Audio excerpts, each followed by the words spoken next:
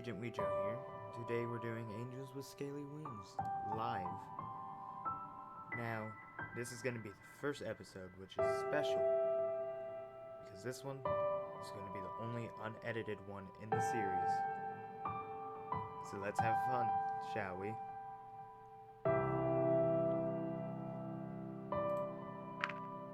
Let's start. Detecting user profile. User profile not found. Please enter your name.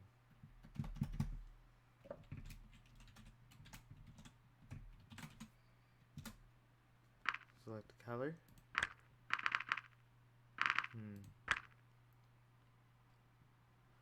Hello. Hey, Mom. Yes, this looks right. User profile confirmed. Before we start, please review the following information. Controls. Use left click or enter to advance text and menu and select menu options. Press space to advance text only. This is useful to avoid making a selection by mistake. Escape or right click brings up the menu. F toggles full screen. Use the mouse wheel or page up and page down to review past messages and rewind. Hold Control or press Tab to skip seen messages. S takes a screenshot middle. Click or H hides the text menu. If you wish to view this information again, you can do so from the main menu. That would be all. The year is 2000 XX.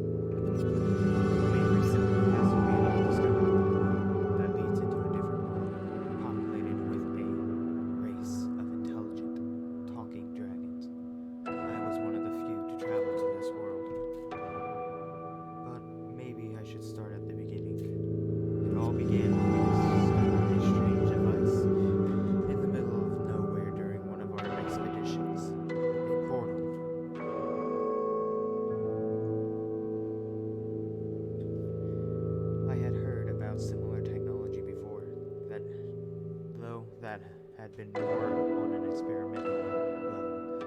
From what I knew, other portals had been created in the past and were under consideration for mass application. As for this one in particular, though, we did not know who had built it, nor when, or why we found it in the wilderness where we were. What was more exciting to us was the fact that it was functional. After our first test, we found that there was someone on the other side who was in possession of a similar portal, and our attempts at communication through letters were successful. But in the end, the machine's extraordinary demand for power meant we needed to act quickly, as we wouldn't be able to keep the portal open much longer. When we made this known to the other side, we received a very unexpected letter of invitation. After some deliberation, it was decided to accept their hospitality and send a person to the other side. There was an individual who took the job almost immediately.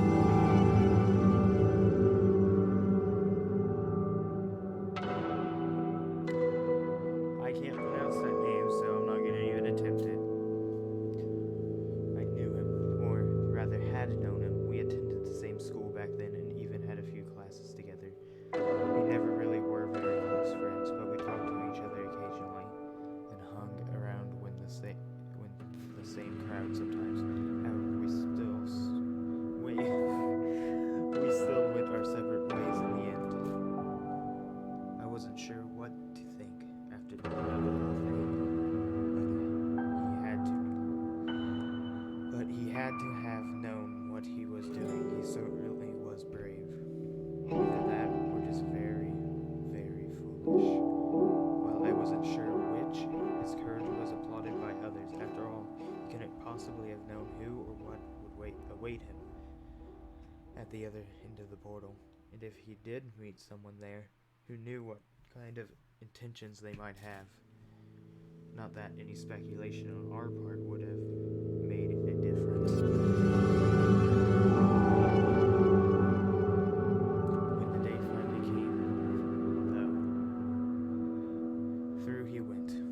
applause echoing across the area.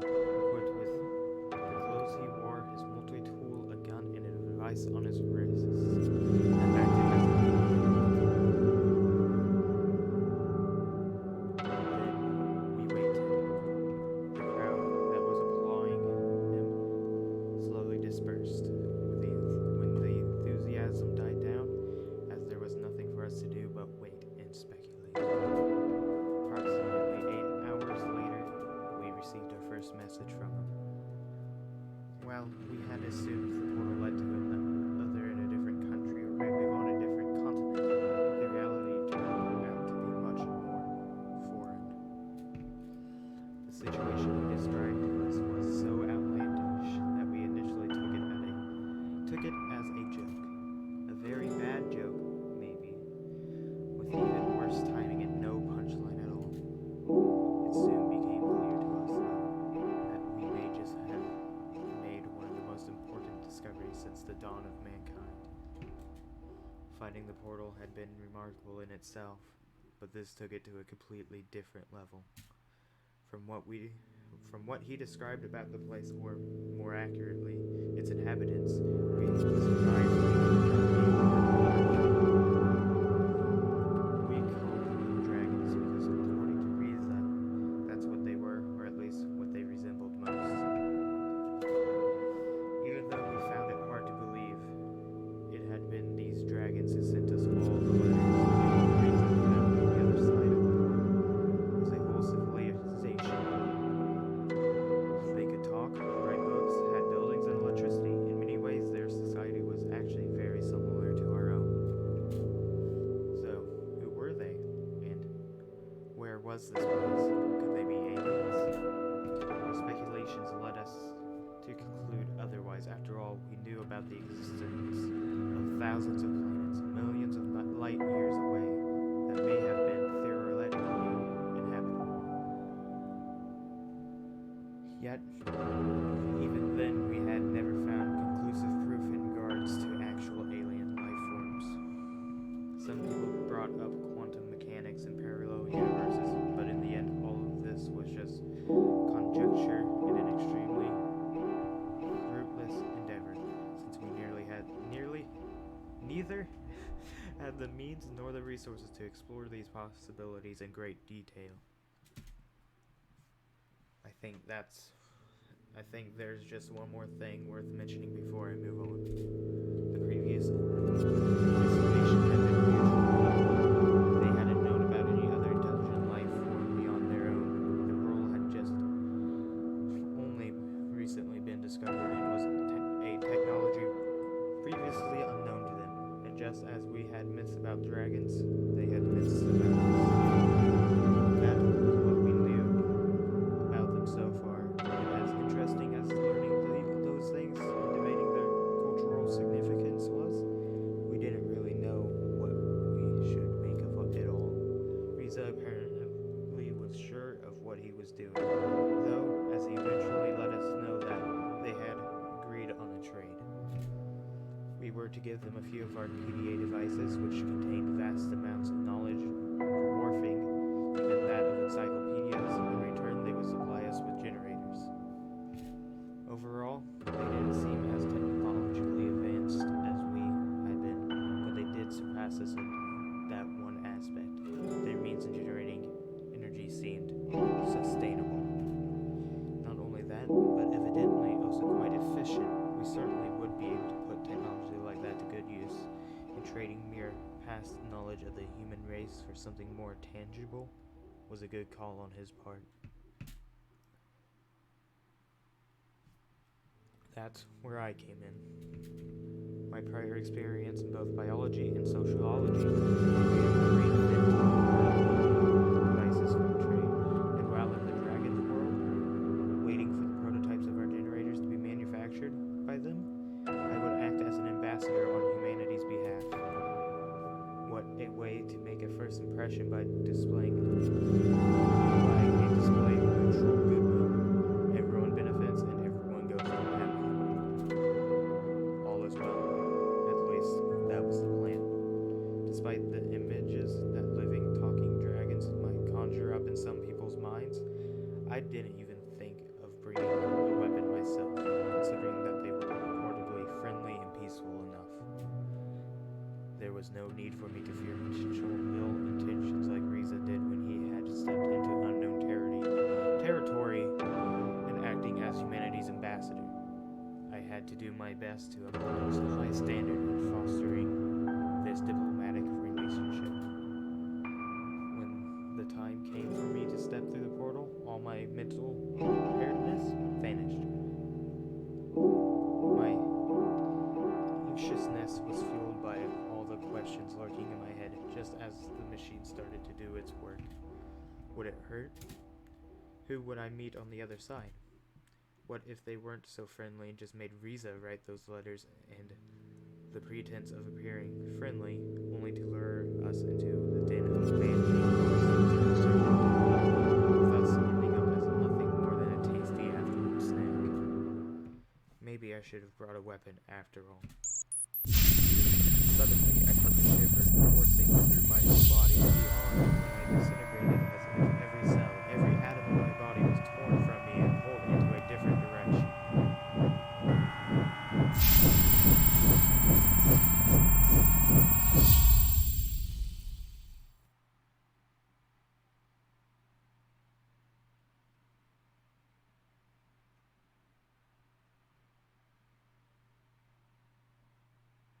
I saw darkness and light, painting patterns in the stars as I traveled, and images rapidly flashed before me of things unseen and unspoken. But both horrifying and beautiful. It was an experience unlike any other, yet over in just a split second. Then it was dark. I could only see a patch of lighter color contrasting with its darker surroundings as my vision started to clear. Its edges got sharper as the patch of light slowly took shape, giving me the distinguished outline of a reptilian head and an array of horns sprouting from it.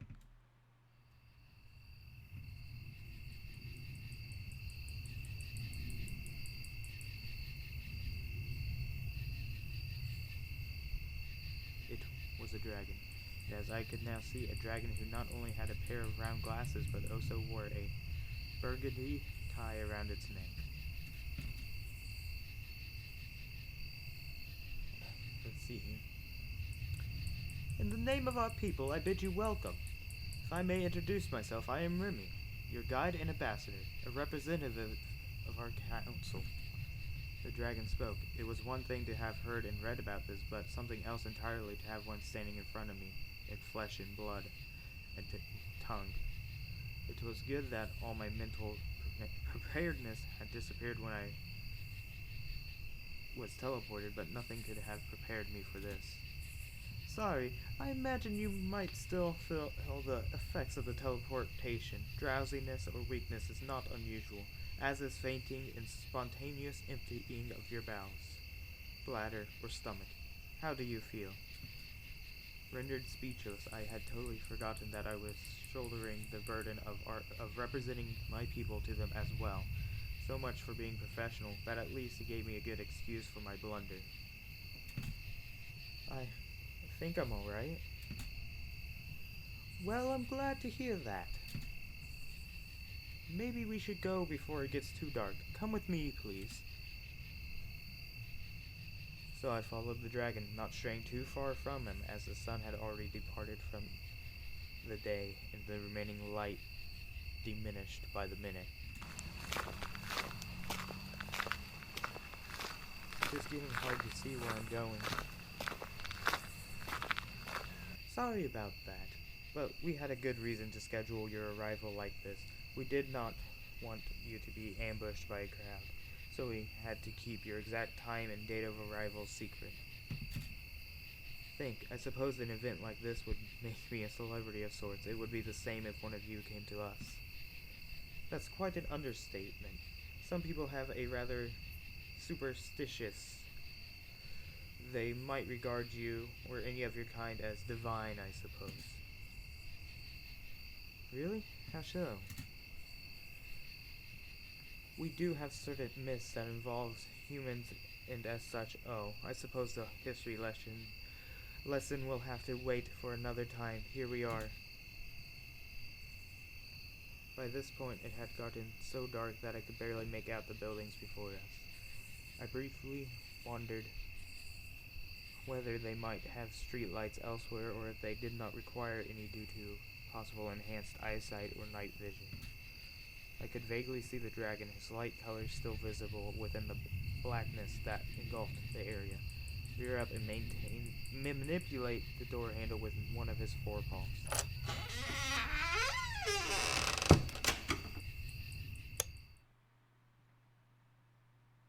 Hinges creaking, the door opened, and with the flick of a switch, the apartment was flooded with light, blinding me after all the time we had just spent without it. This is where you will be living for the time being. It is fully stocked, but in case you need anything else, I left you a note with a few phone numbers. It is getting rather late, so I will have to take my leave now. In any case, someone will come and meet you tomorrow morning. Thank you, Remy. Have a good night. Until we meet again. With a nod, Remy left the apartment, mindful enough to close the door behind himself. Surveying the room, I considered the events that had just transpired as my gaze met the window. I could see movement outside, and as I drew nearer, startled, I could hear footsteps in the grass moving away quickly. Assuming it must have been the dragon I just met, I thought nothing of it, as I went to bed and slowly succumbed to the sweet allure of sleep overdue. I spent a few moments thinking about my role, my mission, and what it meant to be here now.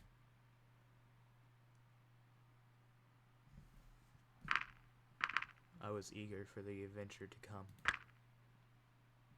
So many possibilities and prospects raced through my mind. Truth be told, the thought of being able to meet an entirely new species and civilization excited me, as I was going to be one of the first to truly experience their society with its own little quirks, differences, and similarities. I couldn't help but feel like some sort of modern... I can't pronounce those, so... Maybe I would even write a book about the whole experience after it's all over. I was sure it would become a hit, all things considered. At any rate, this was going to be fun.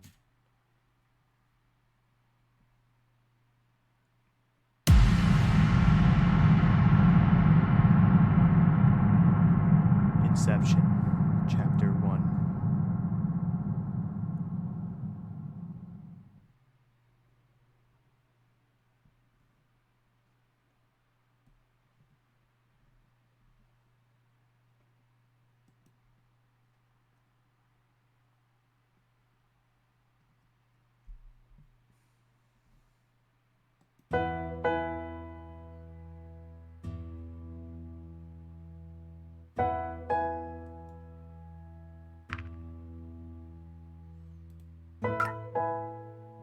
Anyway, how I planned the series to go is I'll go to pretty much I'm gonna do this part first.